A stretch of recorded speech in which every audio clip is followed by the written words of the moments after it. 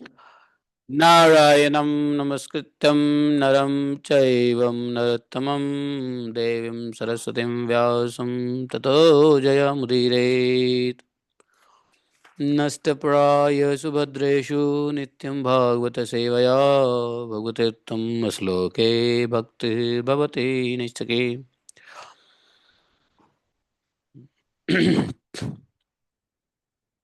अथ त्रयोदशोऽध्यायः। पुतना का उद्धार करते हैं। नारद जी बोले, अब देखो ये स्टोरी नारद जी की चल रही है। नारद जी ही बहुलाश्व राजा को, जो मिथिला के राजा हैं, उनको कथा सुना रहे हैं। क्या? शौर्य नामय पृच्छार्थम करम दातुम नृपस्य च पुत्रोत्सवम कथयतुम नंदे श्री मथुराम गते कंसेन प्रशिता दुष्टा पूतना घातकारिणी पुरु पुरेषु ग्राम घोषेषु चरन्ति घर घर्षणा। नारद जी बोले, राजन, नंद जी राजा का अब क्या हुआ? इधर सब कुछ हो गया, नंदोत्सव हो गया। नंद जी को टैक्स देना था कंस को, मथुरा आकर के। नंद जी राजा को टैक्स देने के लिए, किसको? राजा कंस को टैक्स देने के लिए वसुदेव जी की कुशल पूछने और उन्हें पुत्र उत्सव का समाचार देने के लिए मथुरा चले। चलो मथुरा जा ही रहे हैं तो वसुदेव जी को भी समाचार दे देंगे, पुत्र हुआ है, और बकाया जो कर है, टैक्स है, वो भी दे देंगे। तो नारद जी वसुदेव नंद बाबा आ गए मथुरा, चले मथुरा के लिए। उसी समय कंस की भेजी हुई बाल घातनी, और उसका आवाज कैसा था? पूतना घातकारिणी, कंसेन प्रेषिता दुष्टा पूतना घातकारिणी। उसकी आवाज कैसी थी? घर घर घर घर घर घर ध्वनि करने वाली पूतना, दुष्टा राक्षसी पूतना, नगर गांव और गोष्ठों में विचरती हुई गोप गोपियों से भरे हुए गोकुल में आ गई।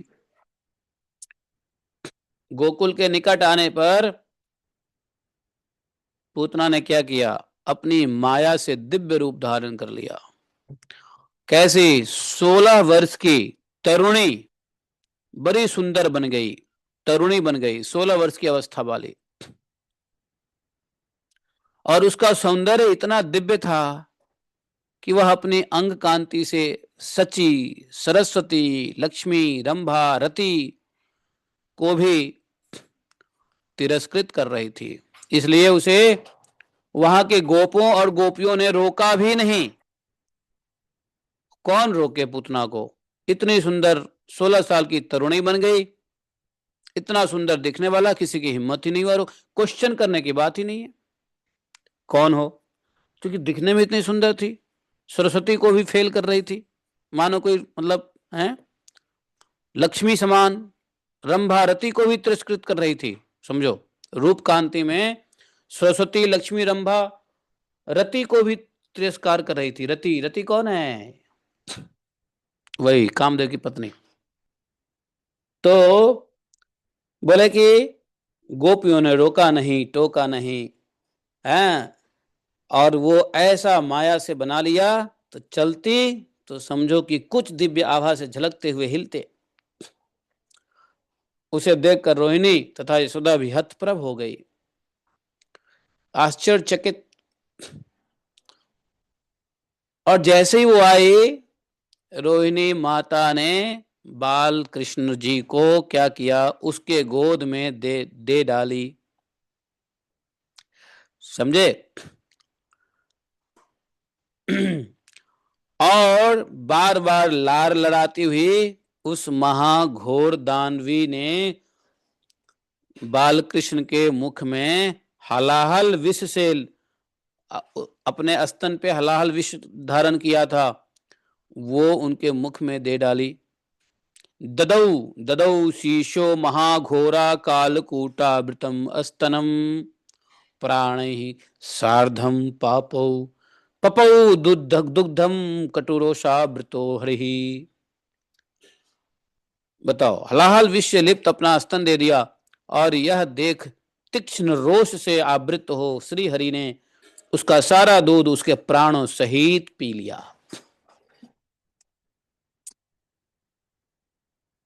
उसके स्तनों में, स्तन से दूध क्या, भगवान प्राण ही पी रहे थे। स्तन में बड़ी पीड़ा हुई, कष्ट हुआ, दर्द होने लगा स्तन।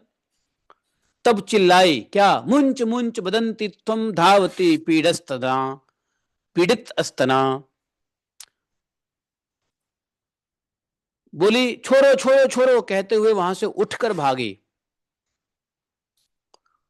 बच्चे को ले लिए, बाल कृष्ण को गोद में लिए हुए घर से बाहर निकल गई तेजी से। और बाहर जाने पर क्या हुआ, माया का नाश हो गया और वह अपने असल रूप में आ गई। असल रूप में कौन थी, महादैत्या। उसके नेत्र बाहर निकल आए, सारा शरीर सफेद पड़ गया, समझे। रोती चिल्लाती हुई वह पृथ्वी पे धराम से गिरी। उसकी चिल्लाहट से सातों लोग और सातों पाताल सहित सारा ब्रह्मांड गूंज उठा। आखिर थी किसकी बहन, असुर की बहन। क्या नाम था इसके बहन का, बकी। ये बकी थी, बकासुर की बहन थी, बकासुर की बहन थी बकी, समझे। हरे कृष्णा। आवाज आ रहा है, नहीं आ रहा है? Okay okay okay. तो और द्वीपों द्वीपों से ही सारा पृथ्वी डोलने लगी। वह एक वहां ऐसी अद्भुत सी घटना हुई। पूतना का विशाल शरीर कितना लंबा था, 6 कोस लंबा और वज्र के समान सुदृढ़ था। उसके गिरने से उसकी पीठ के नीचे आए जितने भी बड़े बड़े वृक्ष थे सब पिस करके चिकनाचूर हो गए। और उस समय गोपगण उस दानवी के भयंकर और विशाल शरीर को देखकर आपस में कहने लगे, इसकी गोद में गया हुआ बालक कदाचित जीवित नहीं होगा। लेकिन सबने क्या देखा कि बालक तो खेल रहा, छाती पे बैठा हुआ आनंद से खेलता हुआ मुस्कुराता था, मुस्कुरा रहा था नंद क्या बोले, बाल कृष्ण। सबको लगा कि अब तो ये बालक नहीं बचेगा, है राक्षस। पहली बार ऐसी घटना।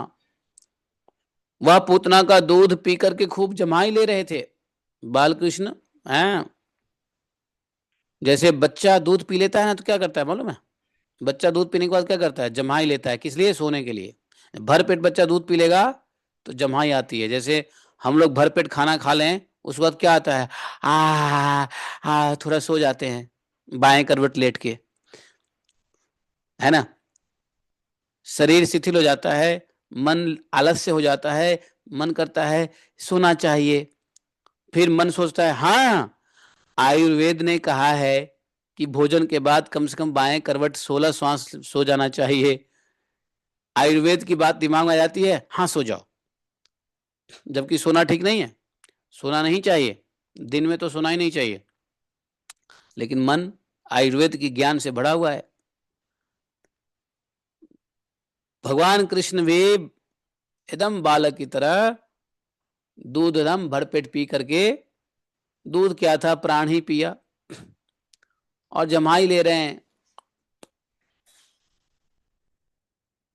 निद्रा के जैसे बालक कोई सोने का दूध पी के भरपेट सोने के मूड में हो, नहीं। बालक सोए तो अच्छी बात है। तो सभी इस दृश्य को देख करके नंद यशोदा, नंद जी तो नहीं थे, नंद जी तो यहाँ आ गए, मथुरा आ गए। यशोदा रोहिणी के साथ सब स्त्रियां जा करके दौड़ती हुई गई। लेकिन कौन जाए, पूतना का शरीर इतना भारी है, बड़ा है कि कोई पूतना के स्तन तक पहुंच ही नहीं सकती है। उधर से गोप लोग भी आए, और उन्होंने सीढ़ी उढ़ी लगाया बढ़िया से पूतना के शरीर के ऊपर, और एक दो गोप चढ़ा और बाल कृष्ण को पूतना के स्तन से अपने गोद में उठा के पुनः सीढ़ी से नीचे लेकर के आया और यशोदा मैया को दे दिया है।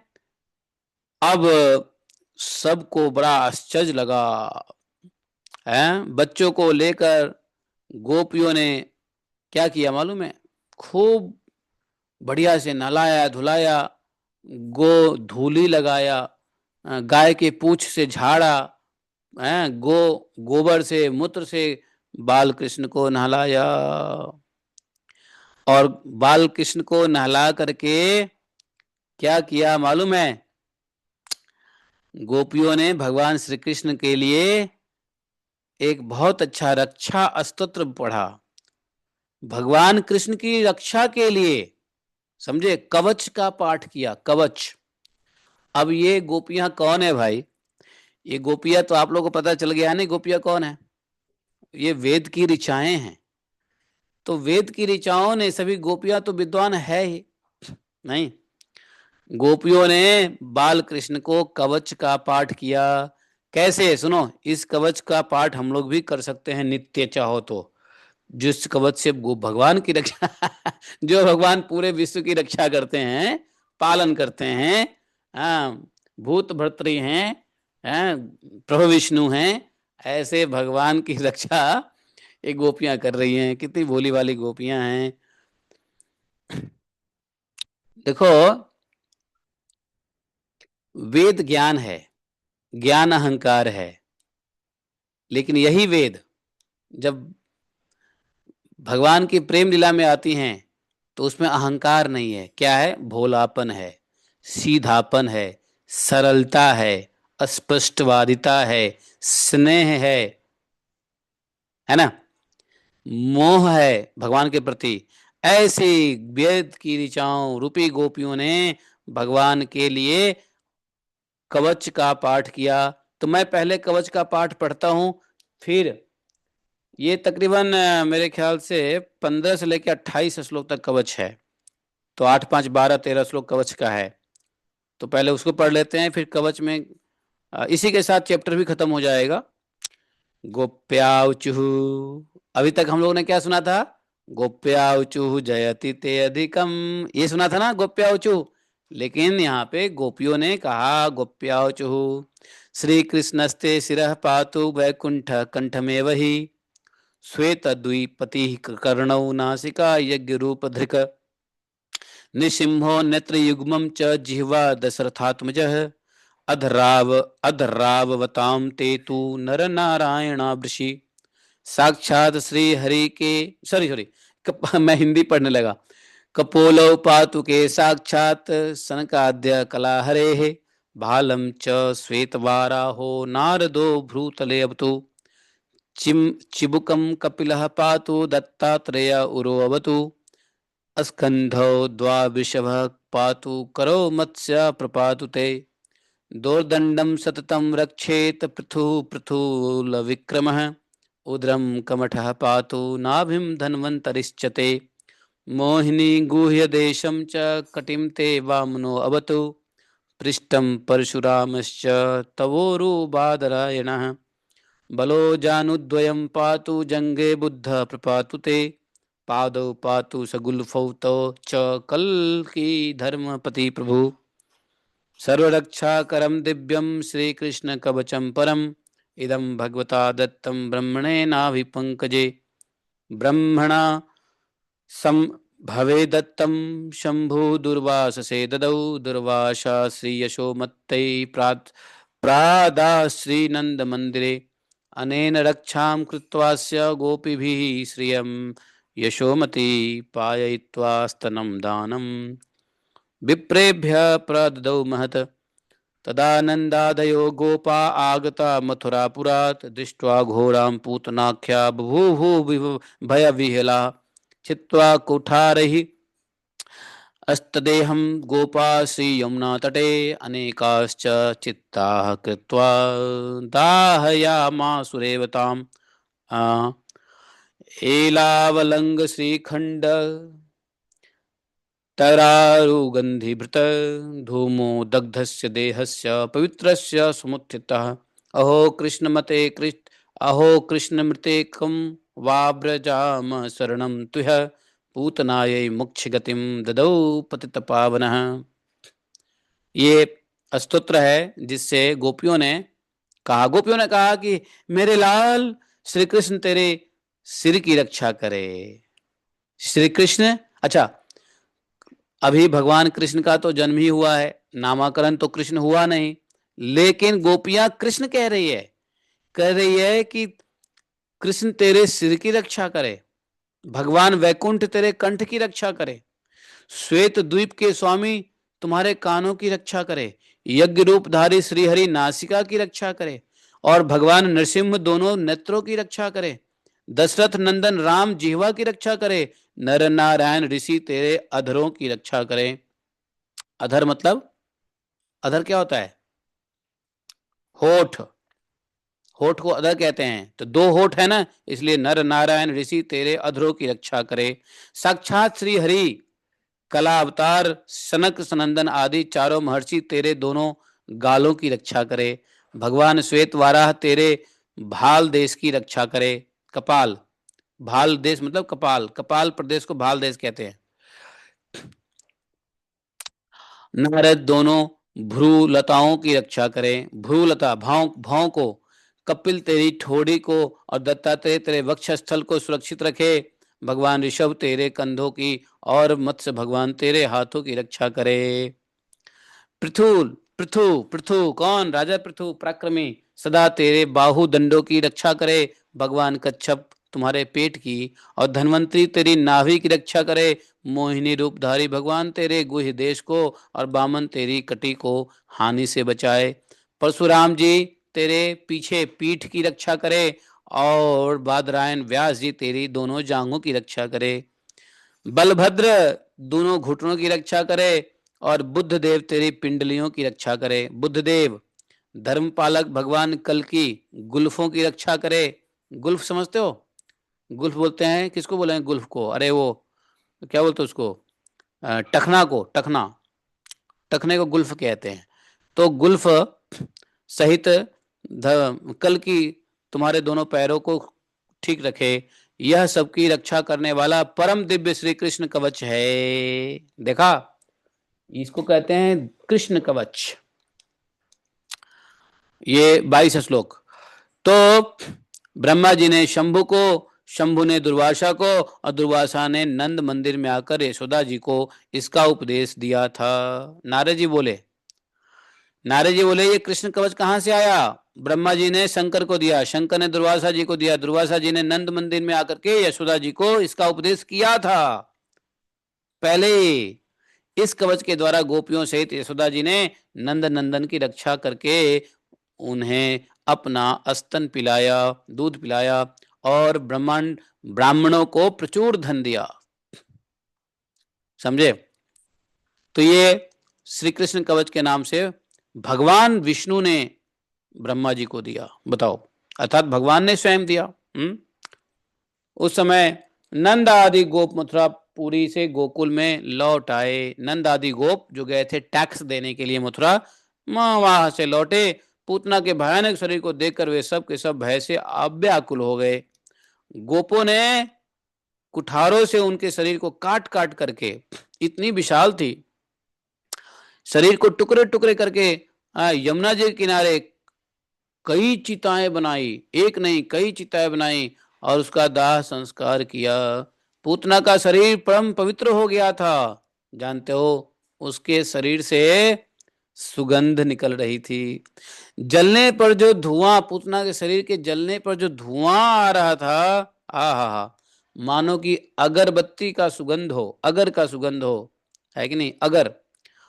अहो जिन पतित पावन ने पूतना को मोक्ष गति प्राप्त की, उन भगवान श्री कृष्ण को छोड़कर हम यहाँ किसके शरण में जाएं? पूतना आई मोक्ष गति ददौ पतित पावन है। यहाँ पे राजा ने पूछा, किसे? नारद जी से, महाराज वह बाल घातनी राक्षसी पूतना पूर्वजन्म में कौन थी, और इसके स्तन में विष लगा हुआ था, और उसके भीतर का भाव तो दूषित ही था, फिर भी उसको मोक्ष कैसे मिला। नारद जी ने कहा, देखो ये पूतना कौन थी पूर्वजन्म में, बलि की बहन थी। बलि की बहन थी, कौन थी, बलि की कन्या थी, कन्या थी, बलि की कन्या थी मतलब बेटी। राजा बलि के यज्ञ में भगवान वामन के परम उत्तम रूप को देखकर बलि कन्या, सॉरी सॉरी, बलि कन्या मतलब, हाँ, रत्नावली, रत्नावली बलि कन्या है। रत्नावली भगवान के प्रति पुत्रोचित स्नेह किया था, समझे। मतलब भगवान को, वामन देव को देख के पुत्र के रूप में भगवान को मन ही मन संकल्पित किया था, यदि मेरे भी ऐसे ही बालक उत्पन्न हो तो उस पवित्र मुस्कान वाले शिशु को मैं अपना स्तन पिला सकूं, तो उससे मेरा चित्त प्रसन्न हो जाएगा। हैं भगवान, बलि भगवान के परम भक्त हैं, नहीं, और उनकी पुत्री को वामन भगवान ने यह वर दिया कि तेरे मन में जो मनोरथ है पूर्ण होगा। यही दैत्य हैं, दैत्य की यही बने कौन, पूतना। वही रत्नमाला द्वापर के अंत में पूतना नाम से विख्यात राक्षसी हुई, और भगवान श्री कृष्ण के स्पर्श से पवित्र हुई। उसने उसका भगवान ने उनका मनोरथ सफल किया। हे राजा मिथिला नरेश, जो मनुष्य अपराध पर भगवान श्री कृष्ण के इस पूतना उद्धार संबंधी प्रसंग को सुनता है, उसको भगवान की प्रेम पूर्ण भक्ति प्राप्त होती है, फिर उसे धर्म अर्थ काम रूप त्रिवर्ग का उपलब्ध हो जाए। इससे इसके लिए तो कहना ही क्या है। मतलब यह है कि ये पूतना, ज्या पूतना मोक्षमिमं शृणोति कृष्णस्य देवस्य परात्परस्य भक्ति प्रवेत प्रभेत प्रेम युतापि तस्य त्रिवर्ग सिद्धि किमुपि मैथिलेन्द्र। तो कहा कि भैया जो पूतना के इस चरित्र को सुनता है, भगवान के ऐसे लीलाओं को, पूतना नाम से विख्यात पूतना उद्धार संबंधी प्रसंग को सुनता है, भगवान की प्रेमा भक्ति प्राप्त होती है। हाँ? जैसे भगवान ने पूतना को छू करके पूतना का उद्धार किया, वैसे ही पूतना उद्धार के लीला को अगर हम कानों से छू लें तो भगवान, तो नारद जी कहते हैं भक्ति प्राप्त हो जाती है। पूतना उद्धार की तो अब यहाँ पे यह अध्याय समाप्त हो गया, 13वां अध्याय, पूतना मोक्षो नाम त्रयोदशो अध्याय। छोटे छोटे अध्याय हैं, भगवान की छोटी छोटी लीलाएं, लेकिन विस्मित लीलाएं। तो हम लोग 14वां अध्याय के लिए कल बैठेंगे। अब अगला नंबर आएगा शकट भंजन, उत्कच, तृणावर्त उद्धार। और अच्छा, जितने राक्षस हैं सभी राक्षस दानवों के पूर्व जन्म की कहानी भी बताएंगे नारद जी। मिथिलेंद्र पूछेंगे और नारद जी पूर्व जन्मों की कथा भी सुनाएंगे। तो कौन राक्षस क्या था, किस प्रकार से भगवान को प्राप्त करने की इच्छा किया, तो असुर योनि में रहते हुए भगवान की प्राप्ति की इच्छा हुई, तो भगवान को ऐसा असुर बनाया, भगवान ने ऐसा असुर बनाया कि भगवान ने उनको प्राप्त, भगवान प्राप्त हुए उनको। ठीक है, यहीं पे रोक लेते हैं। हम लोग गोलोक खंड में पढ़ रहे हैं, गोलोक खंड, श्री गर्ग संहिता, श्रीमन महर्षि गर्गाचार्य की जय, श्लभुपाद की जय, गुरु गौरांग की जय, जय जय श्री राधे श्याम। गोप्याचुः जयति ते अधिकं जन्मना व्रज, शयत इंदिरा शाश्वतत्रयी दयितदिश्यता दिक्षुतावका सवासवस्तं विचिन्वते। हे साधुजात सा सरसिजोदर श्रीमुषादृशा सुयतनाथ ते शुल्कदाशिका ददनीमतो नेह किं बद। अरे सुनो, देखो गेट पे अनूप तो नहीं है। समाहृत।